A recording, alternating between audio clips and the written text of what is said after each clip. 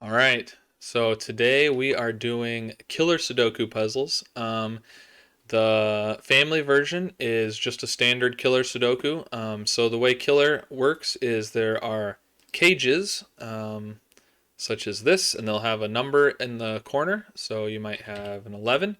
And all that tells you is the digits within this cage sum to 11. So if you add up all the digits in here, the total will be 11. So you could have 1, 2, 3, and 6. No, 5. I don't know how to do math apparently. 1, 2, 3, and 5 would sum to 11. So it could be that. It could be you might have more than one option sometimes, such as if you had a 15 cage with two cells, you could have 6 and 9, or you could have 7 and 8.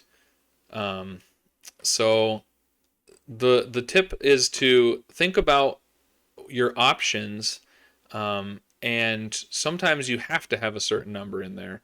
For example, 8 and 3 cells. How can you do 8 and 3 cells? Well, you could do, here, let's write the options up here. You could have 1, 2, 5. You could have 1, 3, 4. And that's it. So you don't know whether it's 1, 2, 5 or 1, 3, 4 maybe at first, but what you do know is it has to have a 1 in it. And so then if there's another cage over here, maybe that's, say, a 5 cage, well, this could be 1, 4 or 2, 3. But since you already have the 1 in the 8 cage, you would know that this was a 2, 3.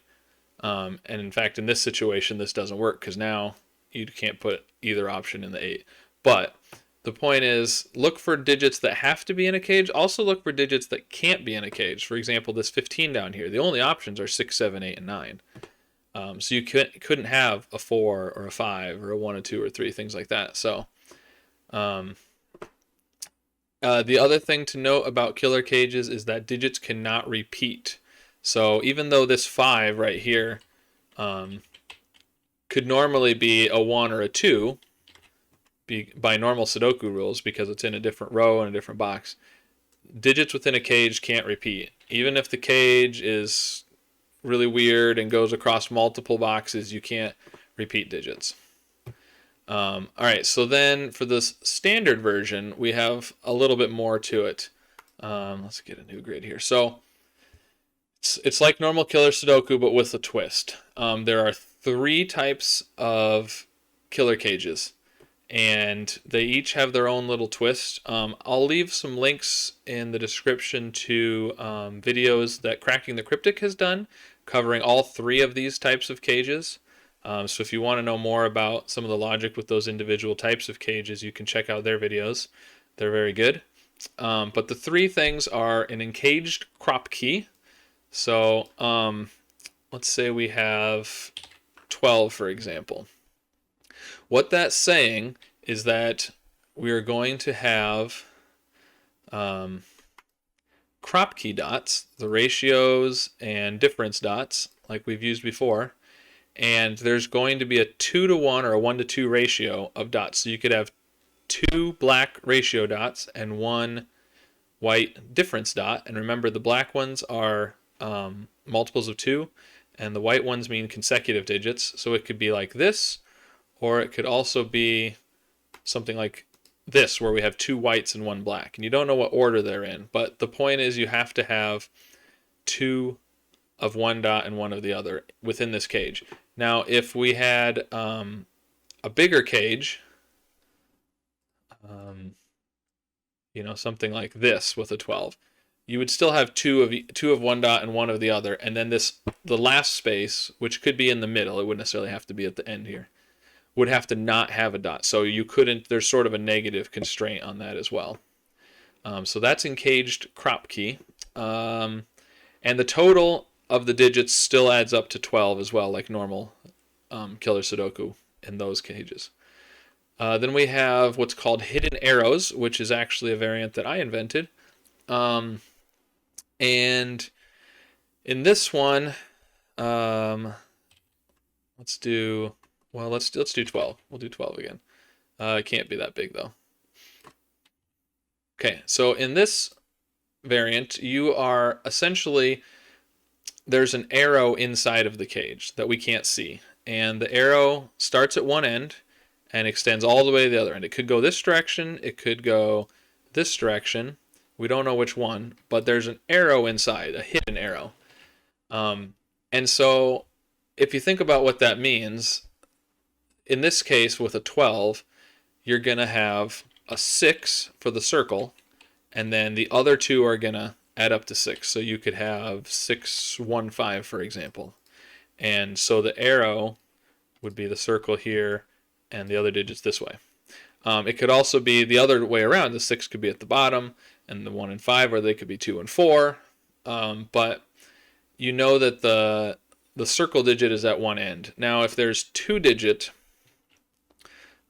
circles, you can have a bigger, let's do 36. So you could actually have a 2-digit arrow. So in this one, the arrow could be here and go all the way, or it could be the other end and go all the way this way. And the 2-digit circles are always read in the direction of the arrow. So in this one, it would be top to bottom. If you had a cage that was this direction, and you determined that the arrow started over here and went something like this, then this would be read, if it was 21, for example, it would go this direction. So this cage would then be, if that was a 21, this cage would be 24, because you know that all the digits along the arrow have to equal 21, because that's the sum of the arrow.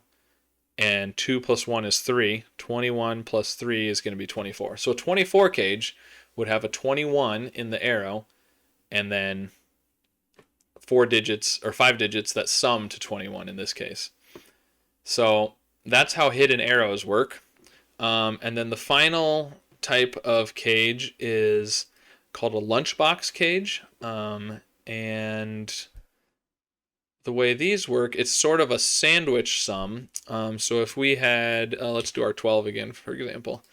Now, in this one, this is the only one of the three where the total of all the digits in the cage doesn't necessarily equal the number in the corner. The number in the corner is telling you the sum of the digits sandwiched between the largest and smallest digit.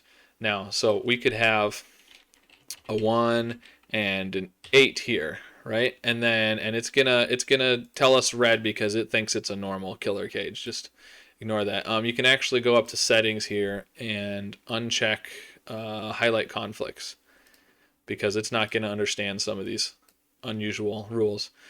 So this is telling us if the 1 is the smallest and the 8 is the biggest in this cage, then these 3 digits sum to 12. So we could have, 2, 3, and 7 or something. There's several options you could have here. But you couldn't have a 9 in here, though, then.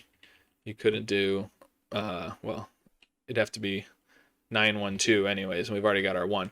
But if that was a 3, for example, the 1 and the 9 would become your largest and smallest digits then.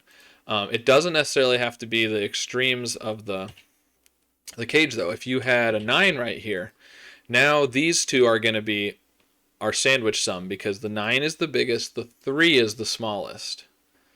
So we could have, say, 5 and 7 in here. And they could be either way. They don't have to be 5 and 7 in order. There's not like a thermometer or something. It could be 7 and 5.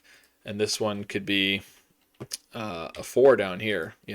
It could be anything. But the largest and the smallest digit are your bread, and the sum of the digits in between those two is the number in the corner. So there you go. So every cage is going to be either an encaged crop key, a hidden arrow, or a lunchbox clue.